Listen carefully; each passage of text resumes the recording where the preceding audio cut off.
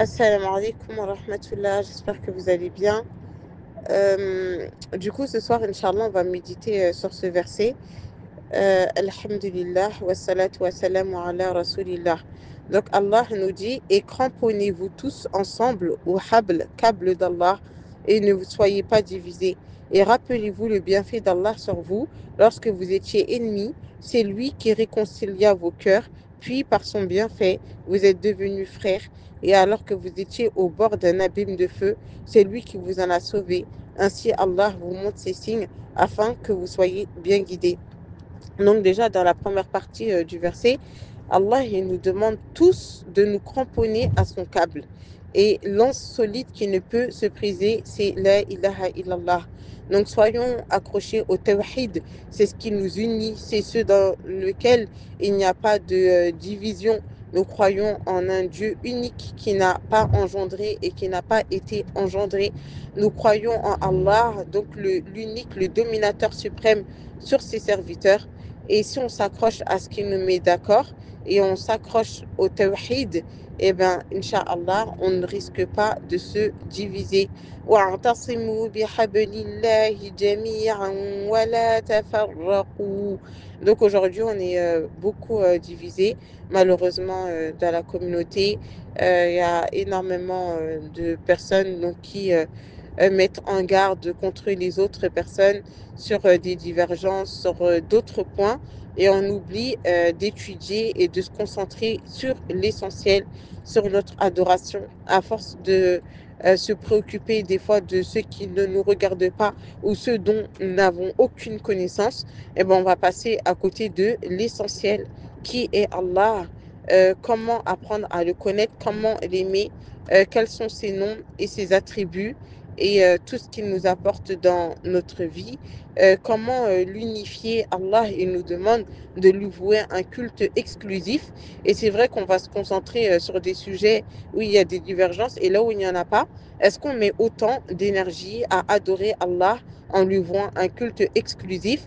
Est-ce qu'on prie nos prières à l'heure avec la concentration, le khushu', ce sur quoi il n'y a aucune divergence?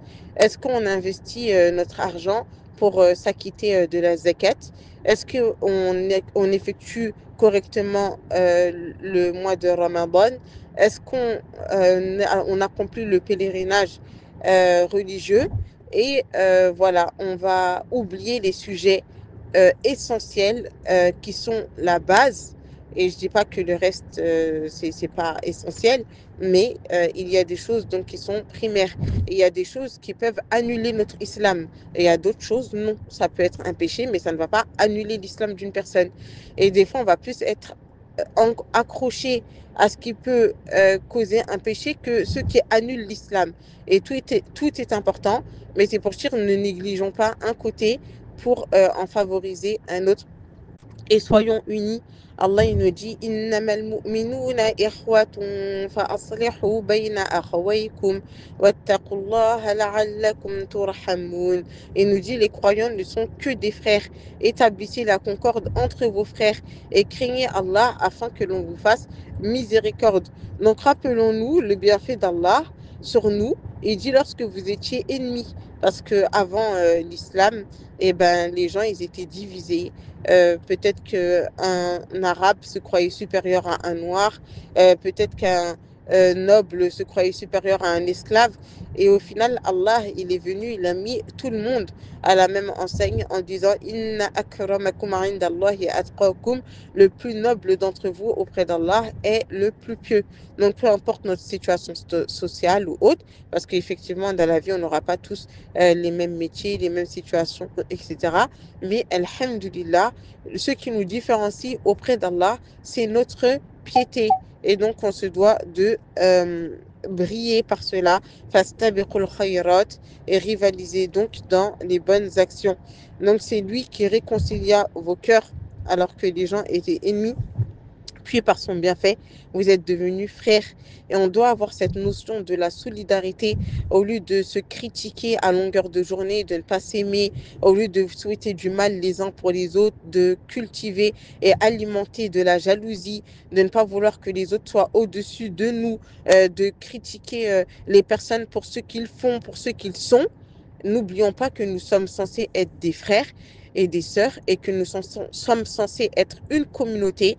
Et le prophète Mohammed sallallahu alayhi wa sallam nous dit La yu'minu ahadukum hatta yuhibba li akhihi ma yuhibbu li nafsihi.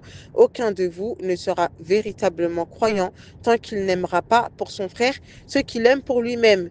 Al-muslimu man salima al-muslimuna min lisanihi wa yadihi.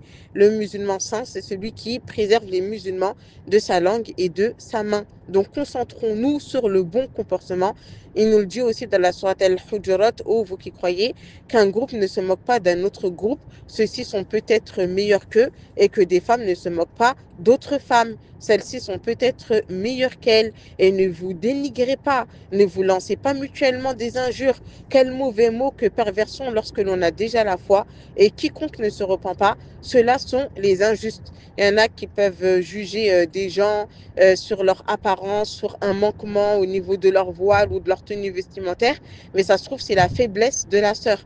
Donc, au lieu d'invoquer pour la personne, pour qu'Allah lui facilite et la guide, on va se dire, ah, regarde, aujourd'hui, les gens, ils portent le voile et en même temps, ils font ci, les gens, ils font ci, ils font ça. Et en vérité, tout le monde fait des péchés.